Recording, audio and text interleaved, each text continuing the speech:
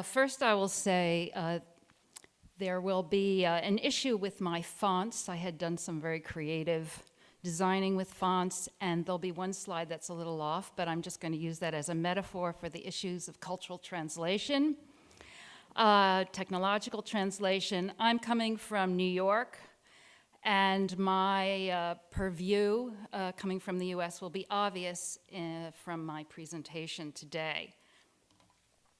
This is the title of my talk, and let me just make sure. The middle one is the one that goes forward, correct? The bottom one. Okay. Okay, and just getting oriented here, slightly different than we had planned. Okay, so this is my title, Safety Nets, Security States, Curatorias, Euphorias. But before I get into this, I just want to say thank you to everyone who clearly has worked so hard on what I can see is a magnificent event and conference. It's really been so fantastic to be in Warsaw and in Poland. My father is Polish. I haven't been here since I was a child. And this conference is a little more personally important for me. And the idea of personal perspective is one of the themes of what I'm going to present. Okay. Got my time. I've been told I must pay attention to the time here, so I will do my best. Okay. I will begin with a confession. The subject of this talk is not one I thought I would be dealing with. The museum I am featuring is not one that I necessarily wanted to go see. I'm referring to the United States of America's September 11th Memorial Museum. It's not so much my lack of interest, but it's a reaction. To that, but that's the slide, to 9/11. An event that wrought uncountable horrors and tragedies. But I was focused on the aftermath and the transformations that have taken place in the United States and globally with the coming of the so-called Age of Terror and its unending wars on terror. Will it please go forward? And the condition we are now living in. This era, this is not behaving properly. This era of mass surveillance, big data, and am I supposed to point it at something so it goes better? Up. Oh, I have to point it up there. I see. All right. With an exponential erosion of personal privacy. I presumed I would eventually, at some point, visit the 9/11 Memorial Museum. But soon after it opened in late spring, the US National Public Radio called me to comment on this very unusual exhibit where an algorithm is a curator. And around the time I got invited to this very interesting conference. And so this confluence of factors made me feel I had to go there now. So the following is a highly selective, impressionistic account of some of the elements of this massive museum and memorial complex. And I want it to just serve as a catalyst to discuss exhibitions, museums, and some of the digital technologies and some of the broader social global concerns. Here the story goes. I visited the museum on a gray, raw, bitterly cold November day when it was pouring rain. My expectations were not very high for what I would see given the media blitz about the memorial site and the museum, and that it has been intertwined, from my perspective, with years of too much propaganda about war, about terror, and this has served as a breeding ground for such pathologies like Islamophobia.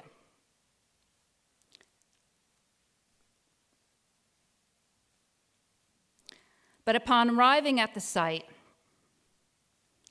I suddenly heard the crashing of water, and literally my breath was taken away by the sound of the enormous falls and the massive hole in the earth. There should be sound here. That was the whole point, please. And please, could you wait till I say go? Could you put that back? Hold it. So there's this massive hole in the earth. These are the footprints of the World Trade Center towers. Okay, now please the sound. Sorry. Could we have sound? Loud. I was swept with the physicality of the experience and a deep sadness and a sense of mourning for everything associated with this site overwhelmed me. The names of those who died there were impressed into the embankment around the urban canyons.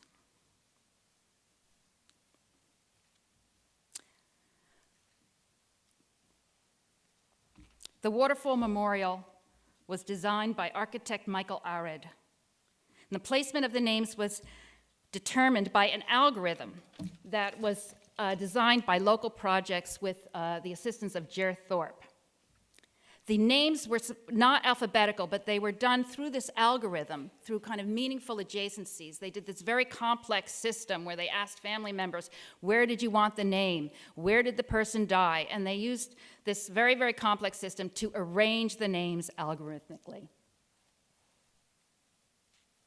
So one way of thinking about this embankment and the monument is that digital technologies are literally framing the 9/11 memorial.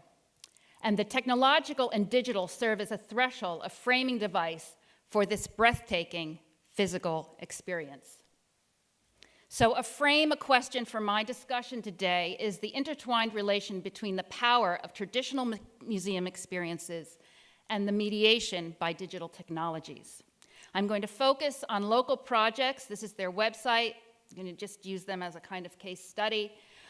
Their strategy, their methodology is often collaborative storytelling, where they say the content is generated from the audience itself. One of their typical projects was the oral history project they did with StoryCorps. StoryCorps is a US oral history project where any average citizen can interview a loved one and friend, and this interview becomes part of the Library of Congress archive. And these interviews are posted in installations. This was the first one in 2003 in Grand Central.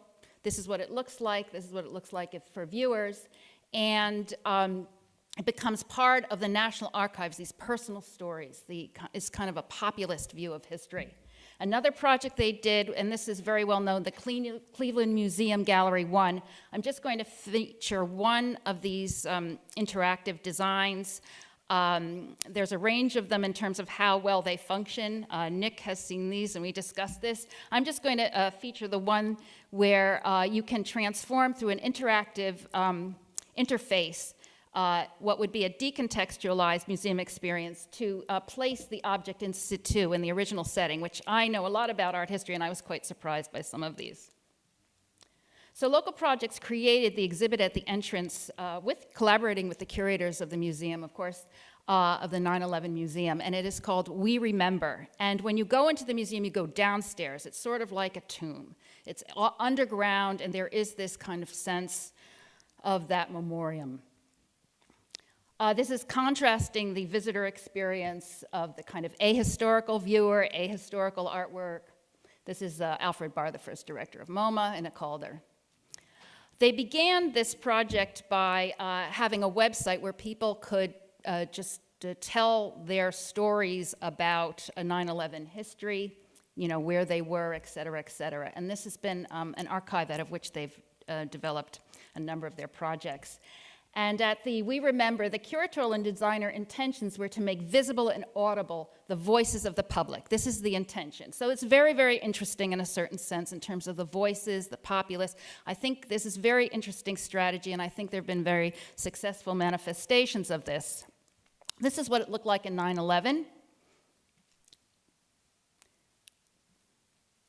And there are diverse voices in 15 languages. However, what you really get is a kind of generalized audio collage of voices. It's been kind of edited and snippeted.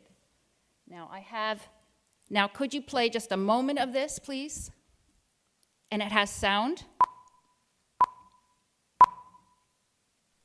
On the day of September 11th, 2001. On September 11th. I was in Honolulu, Hawaii. I was in Cairo, Egypt. In college at São UC Paulo, Berkeley. Brasil. In Scottish Highlands. 我记得我当时在念小学。 Okay, that's enough. We were actually in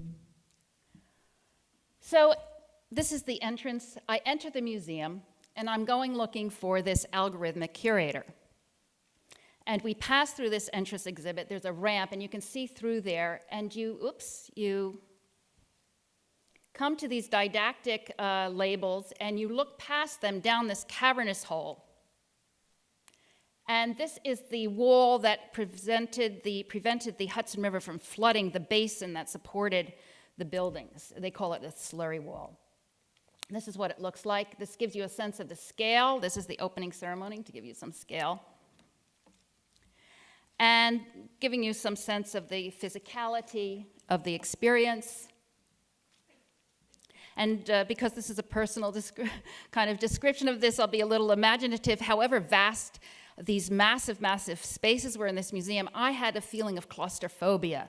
And imaginatively, I kept picturing these art history sites I used to use for the pyramids of Giza. I pictured I was kind of trapped in one of these corridors inside the pyramid. And that just to give you the kind of physical experience I was having at this museum. But I spent a good part of an afternoon, an entire afternoon, many, many hours, much longer than I thought, kind of reviewing this massive complex. Again, I'm just doing a very, very focused view. And I looked at the relics and the ruins and the exhibits and the interactive media, and I dealt with the crush of crowds.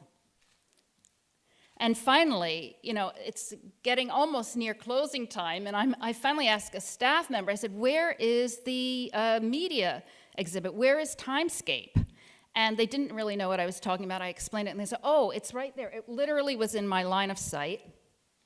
It's there in the corner. See that little dot of light in the corner?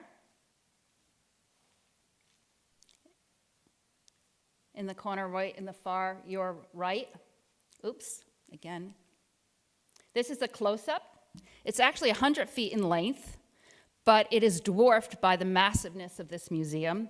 And this was the project that local projects did. They did work collaboratively with Ben Rubin, Mark Hansen, and Jer Thorpe. And this is described as a kind of galaxy of associated terms radiating out of this one event, again, this kind of universe. But basically, it is somewhat different than the other local projects' endeavors. There's no interactivity, no voices of the public. Instead, an algorithm curates headlines from 100 media sources, choosing this range of keywords, and all the sources are in English, so they appear according to this algorithm. And here are a few of these slides. Now, if you could just show a moment of this, and if you could push it a little bit into the middle if possible. I just need a moment of this so you see what it looks like.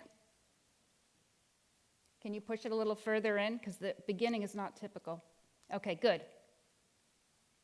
So you just see all these headlines popping up that have these algorithmic associations.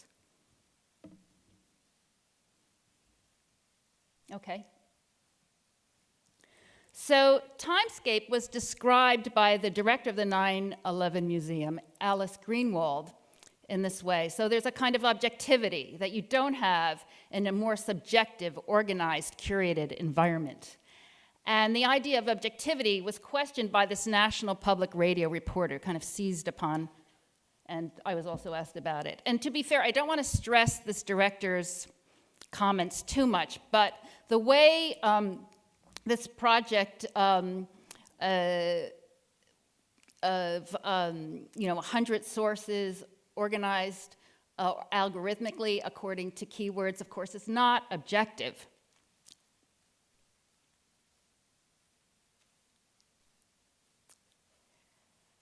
Now, seeing the list of keywords and sources would be very, very interesting, and then I would be able to, or we would be able to see the ideological boundaries and limitations of timescapes, media, and ideological universe, which I have not been able to get that as yet. The term keywords is particularly interesting if you know the very famous classic Raymond Williams book, Keywords, which really is an examination of the ideological and historical character of often seemingly neutral words and terms. So the question is, what kinds of questions can be asked by official museums like the 9/11 Memorial Museum? It's clearly a kind of nationalistic, official type of space. And what kind of questions can be asked by an exhibit like Timescape? In this case, what is missing are the critical analyses that would reveal the limitations and failures of a post-9/11 socialscape, particularly in regards to US media. I'm just going to give you, since this was a media piece, I'm going to give you two quick examples. A very famous study by Fair and Accuracy in Reporting. In the week before and the week after of the famous Colin Powell speech where he says there's weapons of mass destruction in Iraq at the UN, there were 400 on-camera interviews.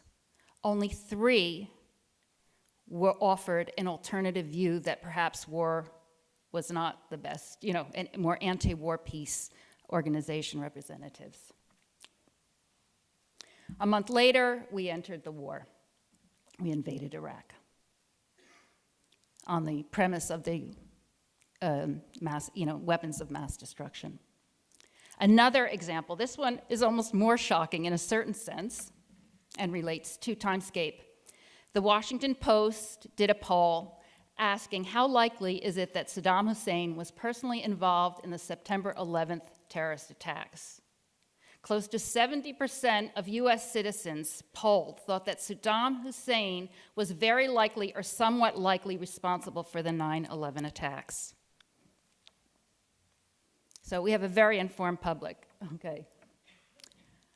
So the 9/11 Memorial Museum is a representative of official culture. Perhaps embedded in, there were other exhibits at the end where you can contribute a response. And there, you can just record your voice, and I'm not going into this for time reasons.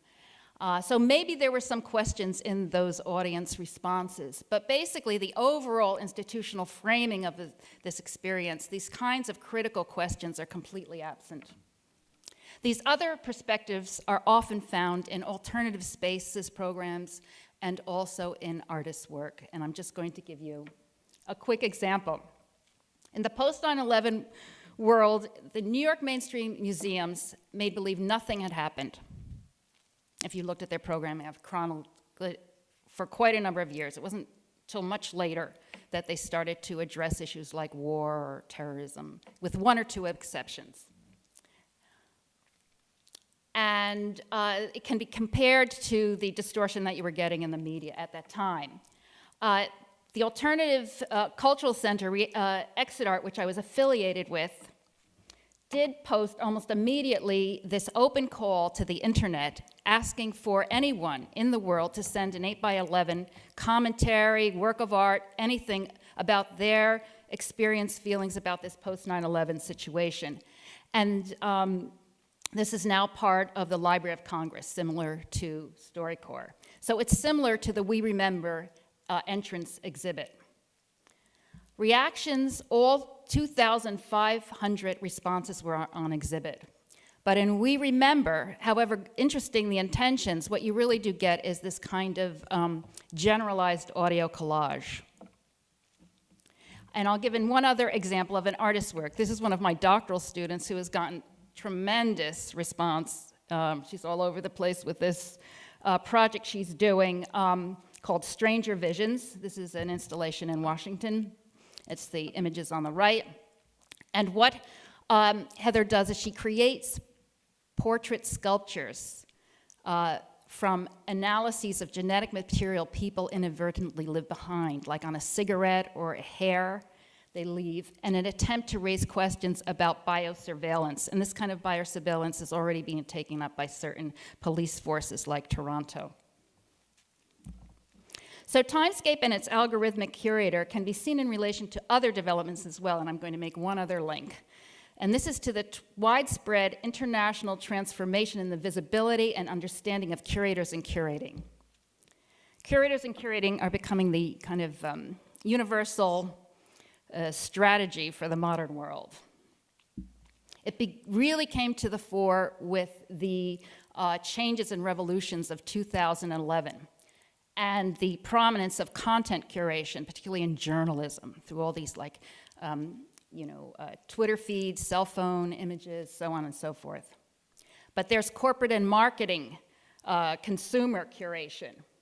And there's just, in general, I don't have time to go into this, curation as a kind of data tamer for all kinds of disciplines, activities, hobbies, lifestyles.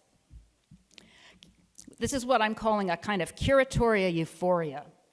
And it's as a means of controlling the chaos and fears associated with the data dystopia. But there's another level to this. This curatoria euphoria can be seen as a kind of counterpoint to the activities such as the surveillance and data mining that governments, corporations, and non-state actors are doing on us right this second as we sit in this auditorium.